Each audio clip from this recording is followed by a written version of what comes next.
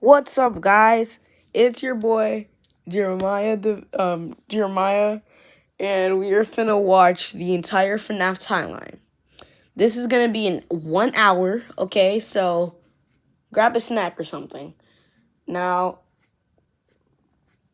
yes, this will be like last time when I react to the video. It was like delayed and stuff, but I just I just realized today you just press the screen record button, and you press the microphone.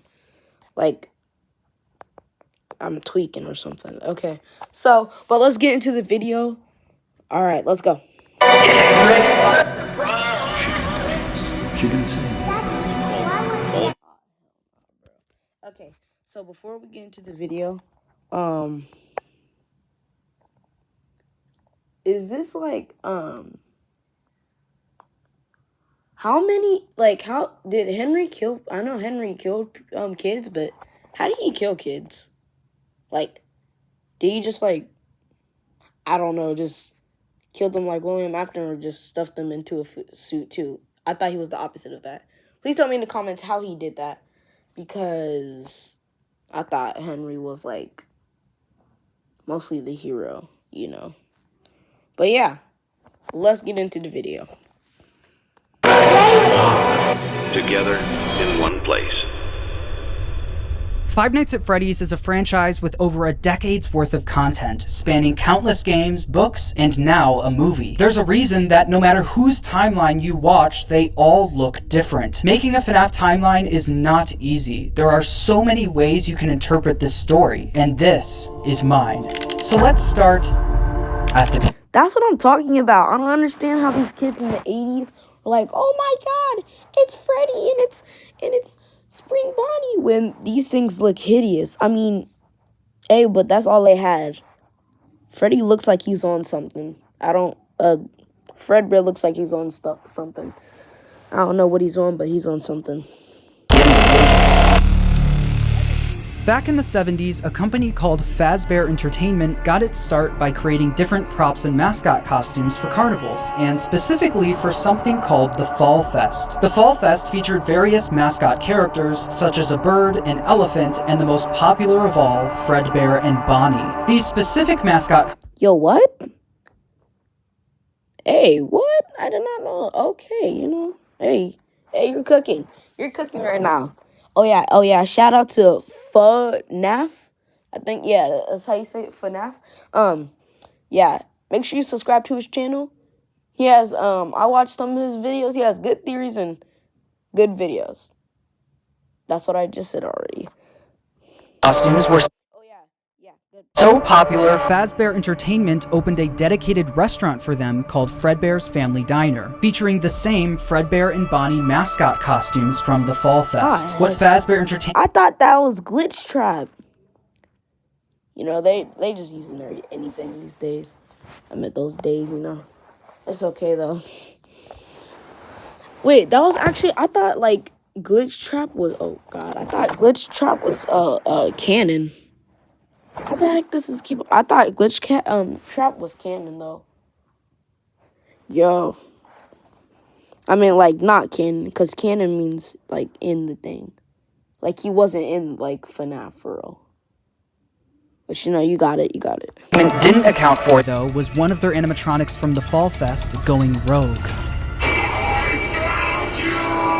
ending in a giant fire, with most of everything from the Fall Fest being destroyed. Five Nights at Diddy's. Yo, this quality is good. Oh my gosh. Yo. Oh my God, no way. He has Matt Pat. He has Doggo. How did he do this? That's crazy. That's crazy. Angry Pig.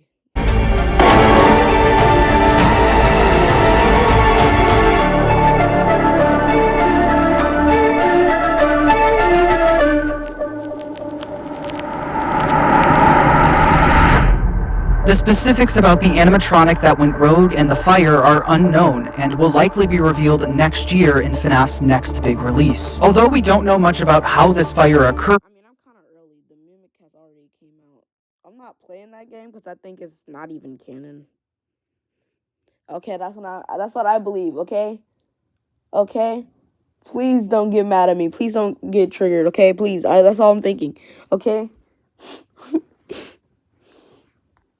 We do know that after the fire, Fazbear Entertainment started phasing out of the mascot costume era. They needed something new. The two men who helped found Fazbear Entertainment, William Afton and Henry Emily, stepped up to the plate. William Afton was mostly the businessman of the two, handling all of the money, while Henry was the more creative one, with him being in charge of building most of the animatronics and props for the company. With the Fall Fest era of the company coming to a close, they were only left with Fredbear's Family Diner, the standalone restaurant created for the Fredbear and Bonnie characters. In order to replace the mascot versions of Fredbear and Bonnie, Henry went to work on new versions of the characters, eventually creating the new Fredbear and Spring Bonnie. The same characters, but with new designs and new suits. Henry called them springlocks suits. These suits are able to double as both an animatronic and a suit that the employees could. Oh hell no, bro! I don't understand how them dumb kids just went with this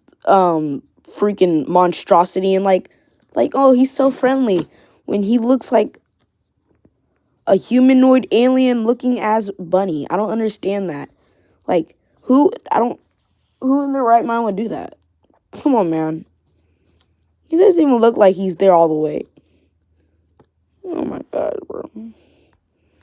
To switch the suit from animatronic mode to suit mode, the employees could use a hand crank to pull back the animatronic parts, leaving room for them to climb inside. The spring locks that were helping to hold back those animatronic parts were very sensitive though, and with even a little bit of moisture, the spring locks could potentially snap shut, crushing and killing whoever was inside. But if that ended up happening, Fazbear Entertainment had some common sense procedures set in place. In the case that the spring locks come loose while you are wearing a suit, please try to maneuver away from populated areas before bleeding out. That does not ruin the customer experience. That is Fredbear's Family Diner ended up being super successful for William and Henry, so much so that other companies tried replicating it. Another company proceeded to rip off Fazbear Entertainment's old mascot characters by creating their own animatronic versions of them. The leader of the group was Ned Bear, a direct copy of Fredbear, followed by a hippo, an elephant, and a frog. All characters from the Fall Fest, and all with slightly different designs to avoid copyright issues. But while the rival company was able to replicate the designs, they could not replicate Henry's state-of-the-art technology. Their robots were poorly made and had to have giant batteries with exposed wires on stage with them. Bro. Naturally, the rival company. What is this Timu at Friday Nights at Freddy? I meant Fnaf, Freddy Fazbear's Pizza Place. Like, freaking Timu ad, bro. I don't. Like, you can't copy Five Nights at Diddy's. Oh, sorry, I meant Five Nights at Freddy Fazbear's Pizza Place, because, you know, they really have some good animatronics and all these I really can't say this, but all them robots. Fazbear Entertainment. With all of the success from Fredbear's Family Diner, William and Henry decided to branch out and create more characters for a new restaurant. Yeah. In 1983, William and Henry opened Freddy Fazbear's Pizza, featuring Freddy Fazbear, Bonnie, Chica, and Foxy. With the opening of Freddy Fazbear's Pizza, Fazbear Entertainment was experiencing success like they've never seen before. But with two restaurants now open at the same time, more success also meant more work for William and Henry. The duo were so wrapped up in work that they started neglecting their own families. William was the father of 3 kids, the eldest, Michael, the crying child, and Elizabeth. The crying child has yet to have a 100% confirmed name, so for this video, he will just be called the crying child. His name is Even. I don't care, his name is Even. He will be named Even, and he will stay even. Okay? Because Even, it just sounds right. It just sounds right. But, like, everybody has to say it has to be even. Come on, guys. Come on. All right, please. Meanwhile, Henry had one kid, a daughter named Charlie. The business partners spent most of their days working, so they both created different ways of taking care of their kid. Oh, yeah, I forgot to ask y'all guys. I know I keep on pausing, but, This will be the last time I pause. Okay, hold on. Wait. Have y'all seen the Fnaf 2 movie? I haven't seen it yet. I know. That's kind of, I should be ashamed of myself. Yeah, but like, hey, I went to the CG5 concert. I mean, is that still okay? You know, let me just keep it pushing. Let me just keep it pushing.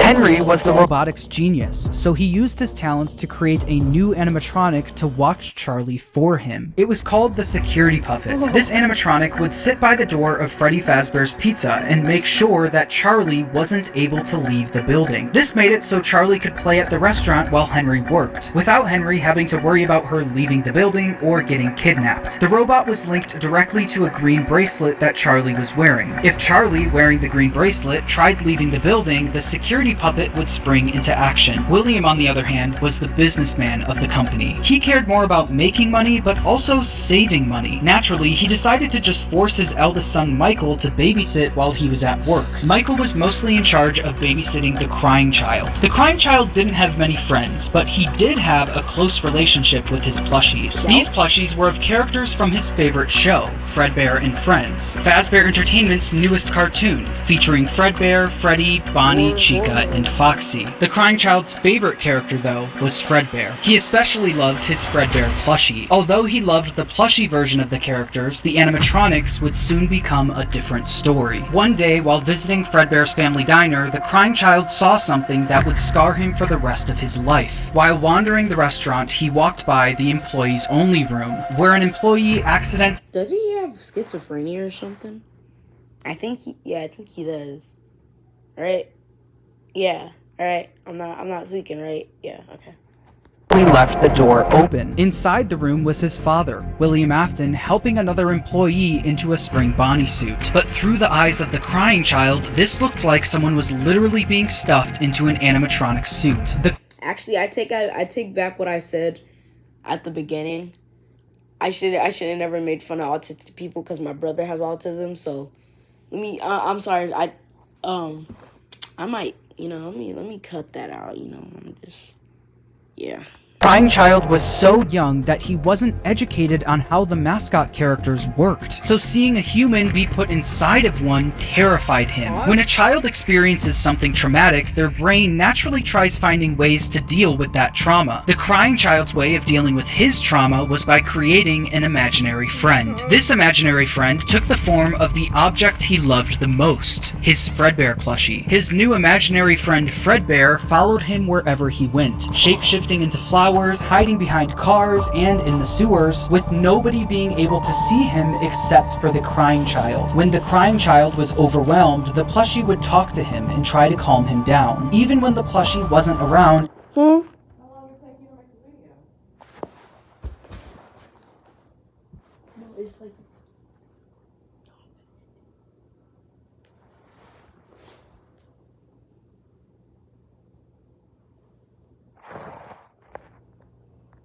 it was still able to speak to him because it lived in his mind. While the crying child was dealing with the trauma of seeing what he thinks was someone being stuffed into a suit, his brother Michael was only making it worse. Michael knew Alright, yo, I might have to do a part 2. So I'll see you guys later. Bye-bye. Oh yeah, and make sure you subscribe to the video.